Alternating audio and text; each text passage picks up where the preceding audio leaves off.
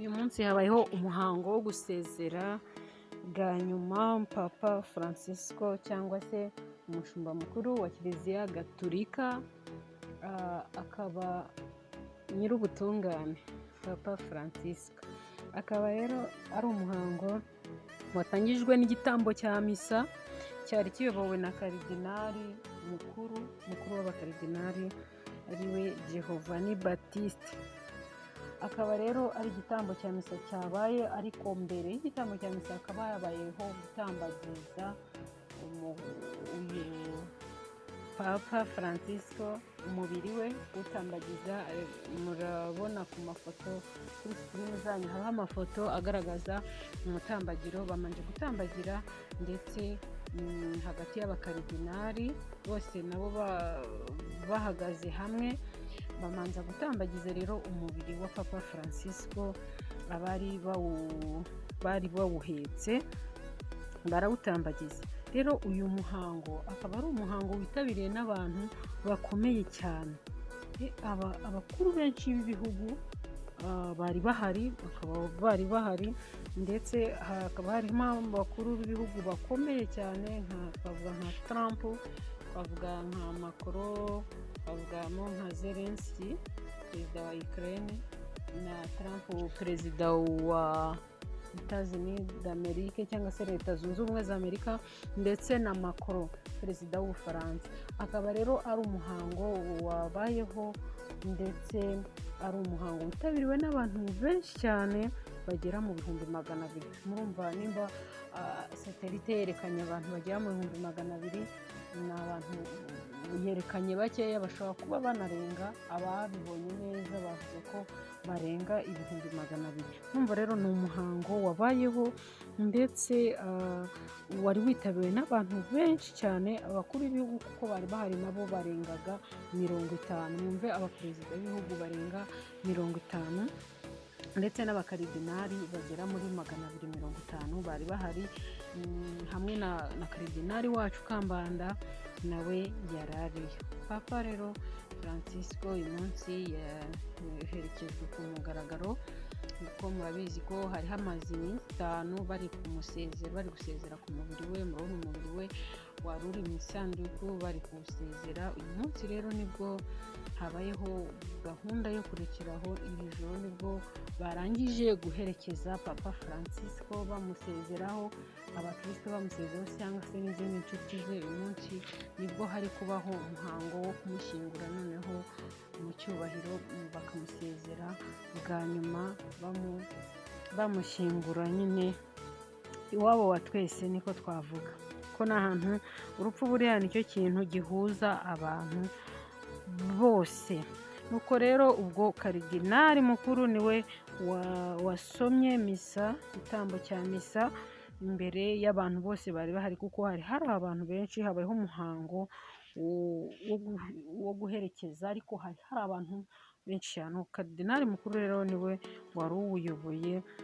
Nyuma y'uwo muhango rero nibwo umubiri wa Papa werekejwe muri Sainte Maria, muri Bazilika, gushyingura umushumba mukuru wa Kiliziya Gatulika. Uyu mupapa rero murabizi Francisco cyangwa se Francis yari umupapa rwose, ni umwe mu bapapa abantu benshi bakomeza bavugaho, ndetse na karidinali yamuvuzeho cyane, avuga ko ari we muntu umupapa bagize waranzwe n'ibintu bikomeye cyane ngiye kubabwira. Uyu mupapa Francisco murabizi ko yaje mu Rwanda, aza mu Rwanda, ariko ikintu cyari kimuzanye mu Rwanda cyane cyari ukushaka ubumwe n'ubwiyunge, no gusakaza ndetse no kubwimakaza ubumwe n'ubwiyunge mu Banyarwanda. Reba, kugira ngo Papa avuga ati mpagurutse i Vatikani, murabizi ko ari umukuru w'igihugu cya Vatikani, kandi niwe muntu ukomeye ku isi. Burya Papa wa Kiliziya Gatulika niwe uyobora abantu benshi ku isi, kandi ni nawe muntu ukomeye. Arangije aturuka mu Burayi i Vatikani, aza mu Rwanda. Habayeho umuhango ukomeye, murabizi ko yakoze umuhango ukomeye wo kunamira inzirakarengane zazize jenoside yakorewe Abatutsi, ndetse avuga n'amagambo akomeye amagambo yakoze ku mutima abanyarwanda ndetse agakora no ku mutima umuyobozi wacu Paul Kagame. Ndabizi ko nawe yayavuzeho cyane, aravuga ati mu magambo ya Francis yemeye kwicisha bugufi ndetse yemera uruhare Kiliziya Gatolika ndetse n'uburangare yagize mu gihe cya Jenoside yakorewe Abatutsi, ndetse asaba imbabazi mu cyimbo cy'abo bantu bose bakoze ibyo byaha ndetse bagize n'uruhare muri iyo Jenoside yakorewe Abatutsi. Asaba imbabazi mu cyimbo cyabo kandi avuga ko ibyabaye bitari bikwiye kubaho. Yemera guca bugufi, yemera no kunamira inzirakarengane. Numva ko Papa yari umuntu wicisha bugufi ku buryo n'umuntu wese yabibonaga. Papa Francis rero yaje mu Rwanda kwimakaza amahoro cyane ndetse no kuvuga ati ubumwe buganze mu Rwanda, kandi yerekana ko ibyabaye ari akababaro ndetse bitakwiriye no kubaho. Ikindi Papa Francis yakoreye u Rwanda ni uko yatumye u Rwanda rumenyekana cyane, kuko yatoye Karidinali Kambanda nk'umushumba cyangwa se nk'umukardinali wa Kiliziya Gatolika ariko mu Rwanda. Bituma rero u Rwanda rumenyekana cyane kuko niwe karidinali wa mbere u Rwanda rugize muri Kiliziya Gatolika. Murumva ko ni ibintu bikomeye cyane kuba u Rwanda rufite karidinali, rufite umuntu ushobora kuruvugira uruhagarariye i Vatikani, ushobora kujya i Vatikani akavuga ati njyewe mpagarariye igihugu cy'u Rwanda. Murumva ko ni ibintu bikomeye cyane Papa Francis yakoreye igihugu cy'u Rwanda, kandi na perezida wacu akaba yarerekanye ko yababajwe n'urupfu rwa Papa Francis ndetse arinabivuga kuri Twitter yiwe.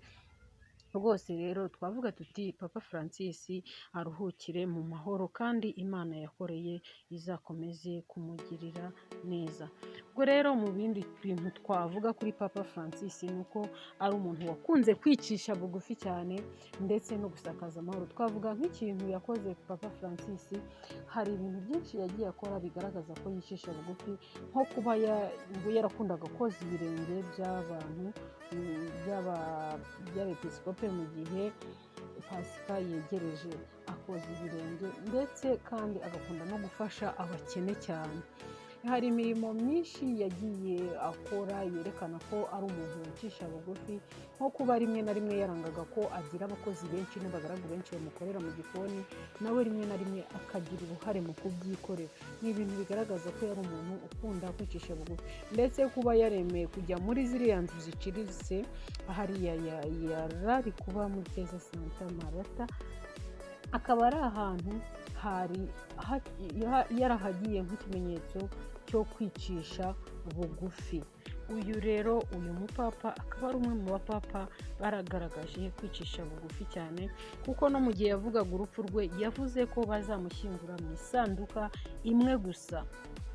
Kuko abandi bapapa murabizi umuhango wo gushyingura abapapa bajyaga bafata isanduka imwe bakayishyira mu yindi, bakongera bagashyira mu yindi, isanduka eshatu ndetse zinapfundikiye nyine. Ariko we yaravuze ati njyewe muzanshyingura mu isanduka imwe gusa, ikimenyetso cyo kwicisha bugufi.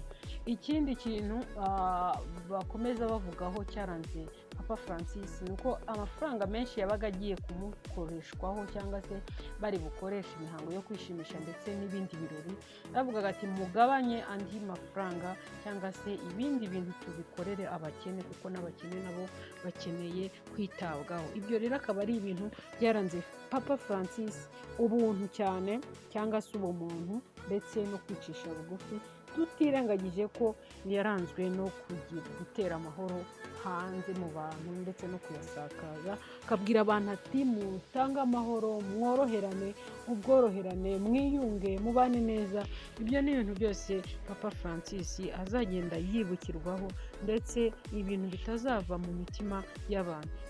Rero akaba ari umuhango wabereye aho ngaho i Vatikani nyine, ndetse witabiriwe n'aba bakuru b'ibihugu bakomeye cyane, umuhango wo kumusezeraho bwa nyuma no kwibuka ibintu byiza yagiye akora. Abakuru b'ibihugu rero bakaba rwose bagiyeyo, ndetse benshi cyane abakuru b'ibihugu na za guverinoma bakaba bagiye gusezeraho bwa nyuma Papa Francis. ndetse intore y'Imana, intore nziza twavuga, umuntu mwiza wabayeho, kandi abantu benshi bari gukomeza kuvuga bati Papa Francis uko byagenda kose yagiye mu ijuru, aruhukire mu mahoro, bitewe n'ibikorwa byamuranze, bitewe n'uburyo n'ibintu byinshi yagiye avuga kandi bikagenda bisohora ku buzima bwe, harimo nko kuvuga ko yahoraga yifuza kuzapfira mu rugo iwe, ko atifuza kuzapfira kwa muganga, harimo ibimenyetso byinshi yagiye avuga ati ibi bintu ndashaka ko hazabaho ibintu byoroheje ku buzima bwanjye. Rero Imana y'amahoro ikomeze ibishimire, turakomeza turagira